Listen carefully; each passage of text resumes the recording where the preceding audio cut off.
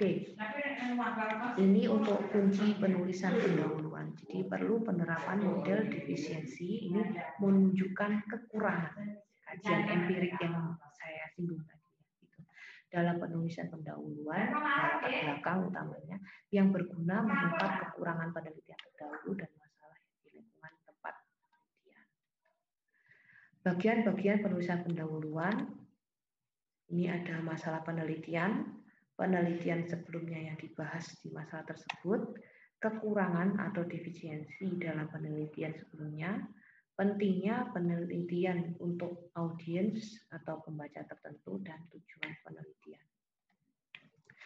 Ini saya langsung mengkerucut ke kuantitatif karena rata-rata untuk judul-judul teman-teman pakai kuantitatif ya, biar langsung fokus di sini gitu aja. Niatnya. Jadi untuk masalah penelitian itu biasanya sudah dijelaskan dengan cara identifikasi, memahami, dan menemukan faktor atau variabel yang mempengaruhi outcome. Jadi nanti kalian harus identifikasi, kemudian pahami dulu, baru nantinya menemukan kayak gitu. Jadi semacam dokter ya, kita akan mix and match variabel tersebut yang bisa menemukan yang variabel tersebut nanti bisa membantu membantu di tempat penelitian gitu nantinya. Jadi dia variabel tersebut sebagai obat gitu nantinya, sebagai obat untuk pelaksanaan penelitian gitu. Kalau ini enggak ya.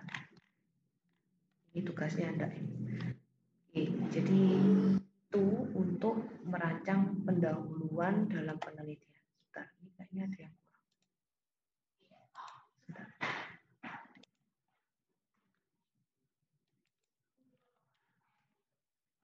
Saya cek dulu, ini kayaknya ada yang kurang.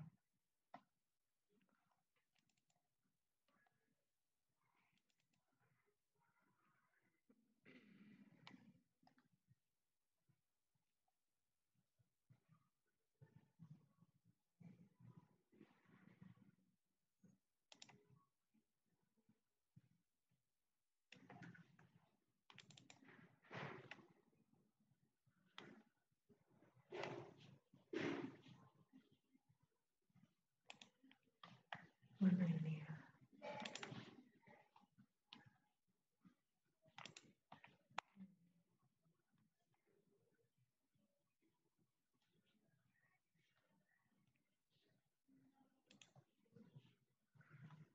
Oke.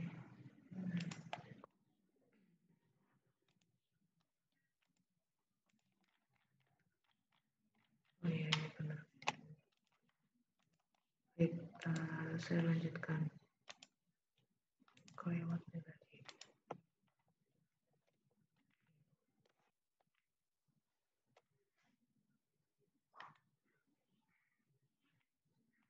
Ini sudah.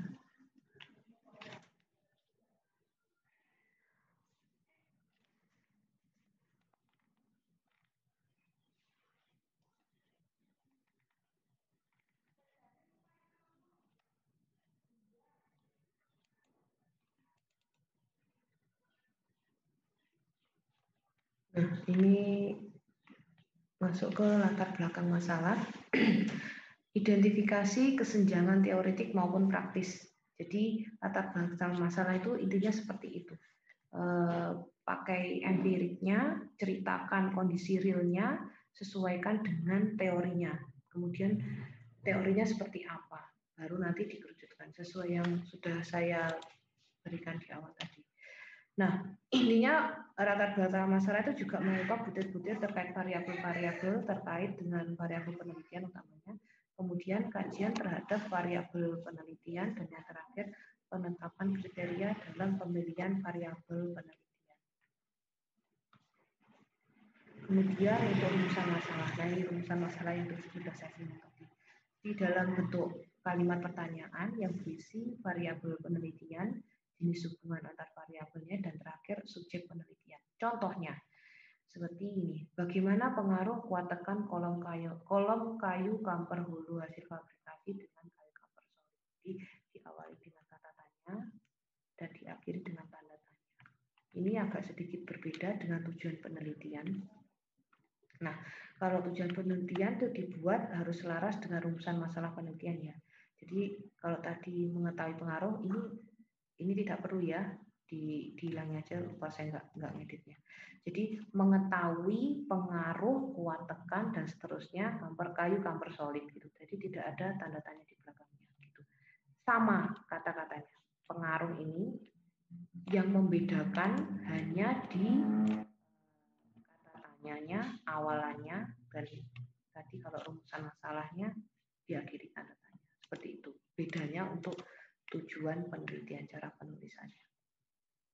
Nah, untuk hipotesis penelitian. Hipotesis penelitian ini digunakan untuk penelitian eksperimen. Jadi nanti kalau yang ranahnya deskriptif, biasanya tidak perlu hipotesis. Intinya, untuk hipotesis penelitian, jika HA, tulisannya example-nya ya, contohnya HA ini pasti ada. Ada pengaruh dan seterusnya. Silakan dilanjutkan sesuai dengan rumusan masalah itu. Rumusan masalah yang tadi dibuat itu ya, lanjutannya ini. Untuk H0 itu tidak ada. Gitu. Intinya untuk hipotesis cara penulisannya seperti itu. Pentingnya signifikansi penelitian. Masalah penelitian signifikansi ini bermakna untuk keperluan pengembangan teori dan atau pemecahan masalah praktis. Jadi kadang kalau kita bimbingan, misalkan sesuai dengan panduan penulisan ya, kadang pentingnya penelitian itu tidak ditulis. Namun ada juga dosen yang menginginkan bahwa satu penelitian itu pentingnya di apa kayak gitu.